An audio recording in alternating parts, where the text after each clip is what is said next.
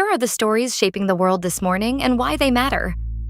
The United States has resumed strikes on Iran after earlier signals that a previous round of attacks had ended.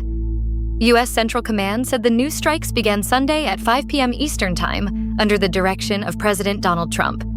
CENTCOM said the targets included small boats, air defense systems, coastal radar, and missile and drone assets, with the stated aim of degrading Iran's ability to attack ships in the Strait of Hormuz.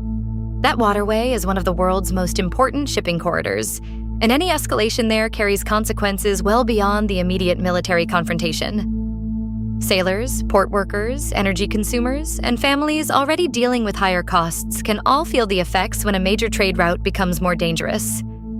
The United States and Iran are offering sharply different accounts of what is happening in the strait.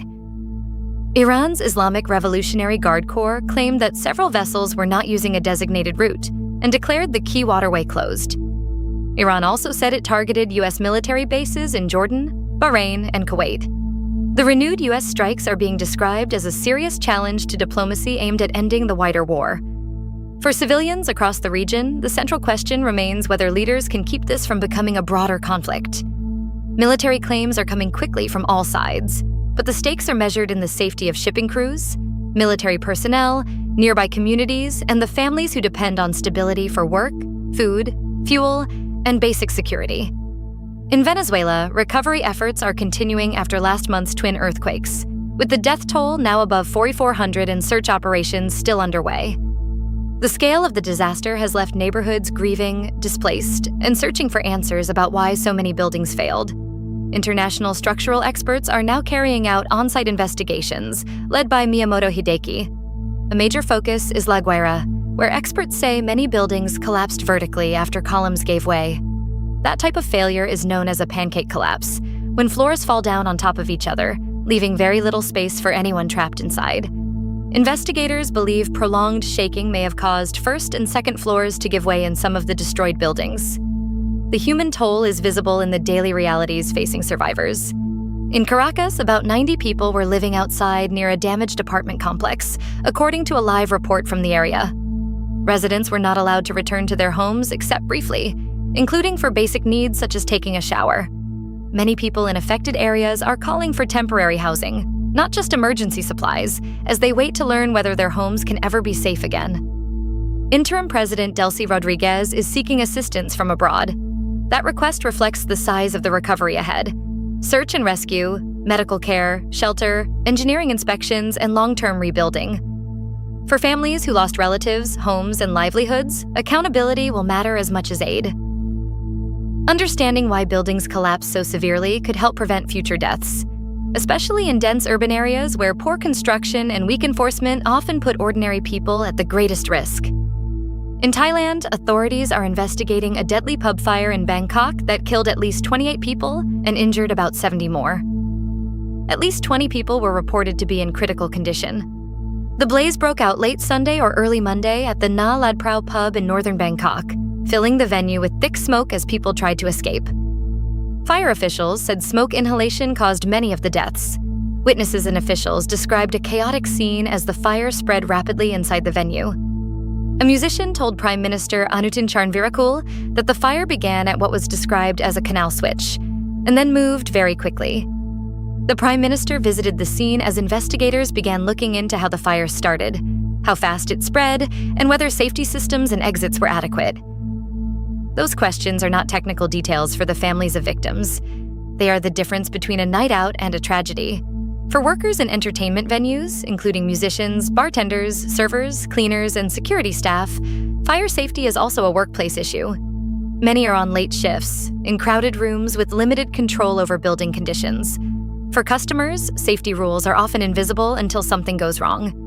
The investigation is expected to focus not only on the immediate cause of the fire, but also on whether preventable failures allowed smoke and flames to trap so many people. The priority now is medical care for the injured, support for grieving families, and a transparent investigation that can lead to stronger protections. In disasters like this, accountability can help save lives in other crowded venues before another emergency happens.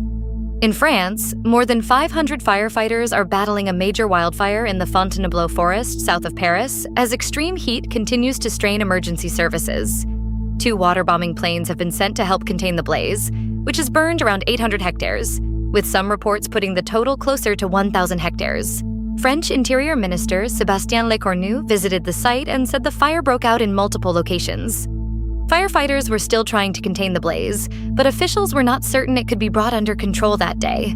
The timing has added to the disruption. The fire hit during the first major summer holiday departure weekend, when many families were already traveling through the Paris region. Train networks were disrupted, and highways were forced to close. For travelers, the delays are frustrating. For firefighters, rail staff, road crews, and emergency workers, the situation means long hours under dangerous heat and smoke. The Fontainebleau forest is not only a natural landmark. It is also a place used by local residents, visitors, workers, and small businesses tied to tourism and recreation. A fire of this size affects wildlife, air quality, transport, and local economies.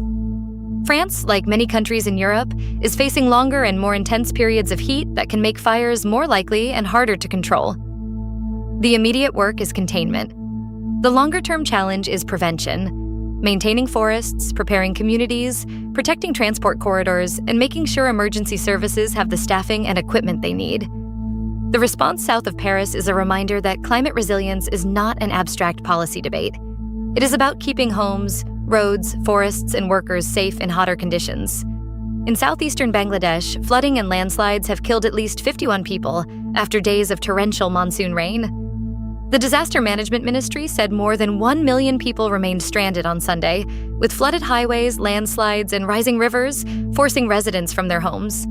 In the Hill District, road links were cut off by flooded highways and landslides, making it harder to move people, supplies, and emergency assistance.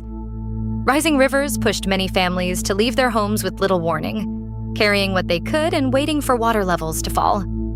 By Sunday afternoon, floodwaters had begun to recede in some areas, allowing residents to start assessing the damage. For families in flood-hit communities, the danger does not end when the rain slows. Damaged roads can isolate villages. Homes may be unsafe. Clean water can be hard to find. Farmers can lose crops, livestock, and tools. Daily wage workers may lose income just when repair costs are rising. Children may miss school while families move between temporary shelter and damaged homes. Bangladesh has long experience with monsoon flooding, and local communities often organize quickly to help one another. But the scale of this disaster shows the pressure that extreme rainfall can place on infrastructure, especially in areas vulnerable to landslides and river flooding. Emergency relief, safe shelter, clean drinking water, and road repairs will be urgent in the coming days. The receding water offers some space for recovery, but it also reveals the full extent of the damage. For more than 1 million stranded people, the focus now is getting home safely, reconnecting cut-off communities, and rebuilding in ways that reduce risk before the next round of heavy rain.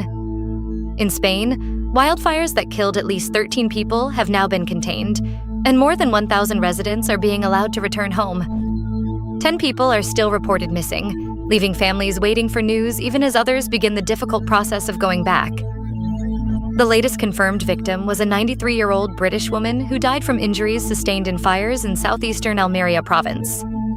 Her death underscores how vulnerable older people can be during fast-moving emergencies, especially when smoke, heat, and evacuation stress combine.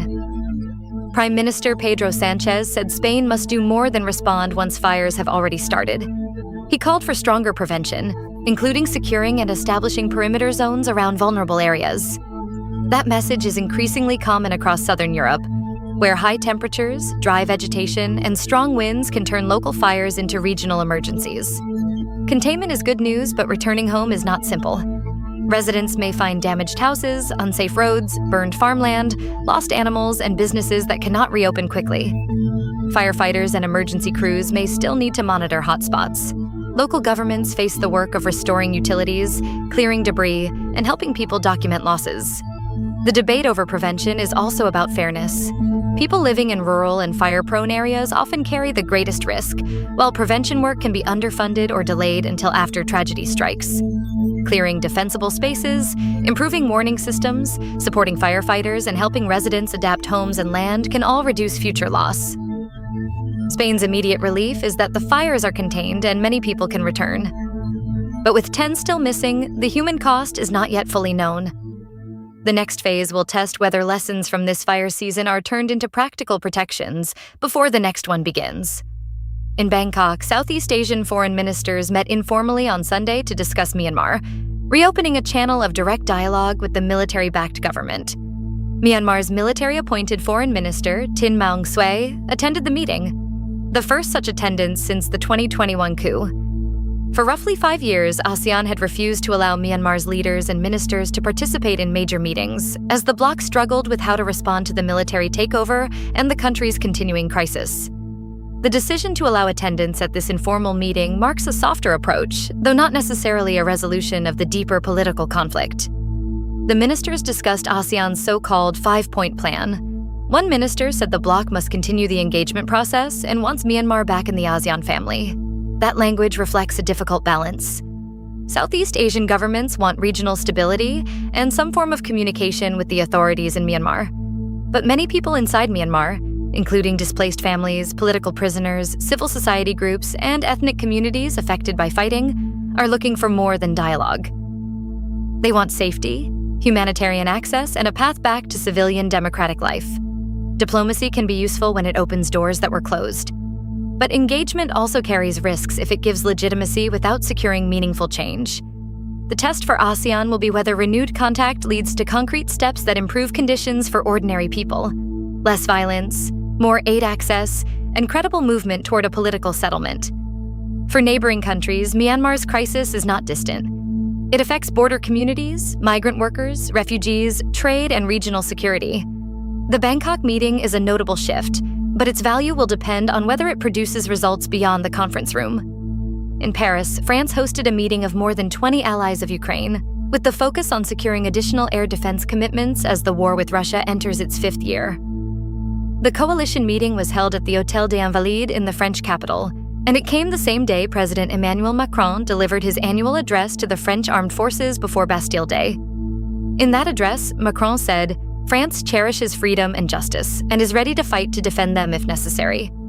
His remarks connected France's own national values with the broader European concern over Russia's war in Ukraine.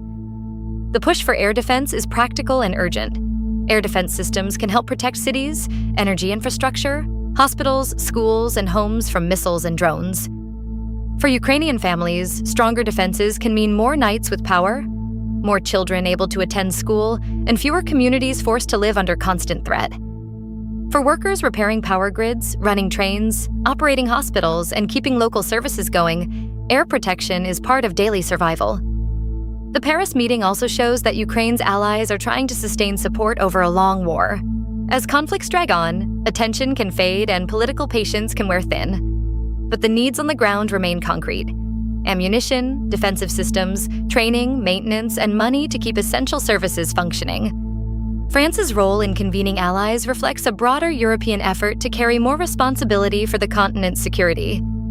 The slightly hopeful note is that coordinated support can make a measurable difference, especially when it is focused on protecting civilians. The challenge is turning pledges into deliveries quickly enough to matter for people living under attack now. In Albania, protests are growing over a proposed coastal real estate development tied to Jared Kushner, the son-in-law of Donald Trump. The controversy has become about more than one development plan. It has drawn together concerns about geopolitics, public frustration with the Albanian government and political system, and environmental protection, including concerns involving flamingos. The dispute is putting pressure on the Prime Minister and raising a broader question for small countries: whether valuable coastline should be used as a tool of geopolitical favor, and who benefits when public or environmentally sensitive land becomes part of private development. For local communities, coastline is not just scenery. It can be tied to fishing, tourism jobs, family businesses, public access, and cultural identity. When a high-profile foreign investor becomes involved, people often worry that decisions will be made for political advantage rather than local need. Environmental groups and residents are also concerned about what development could mean for habitats connected to flamingos and other wildlife. The protests reflect a deeper frustration with governance. Many Albanians are not only asking whether a specific project should go ahead, they are asking whether the political system is transparent, whether ordinary people have a real voice, and whether national assets are being managed in the public interest. Development can bring jobs and investment when it is fair, accountable, and environmentally responsible. But when it appears linked to power and influence, trust can break down quickly.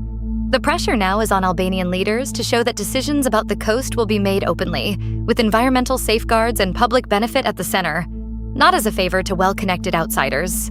Follow for a daily world brief. Sources are linked in the description. That's the world, as Minerva saw it.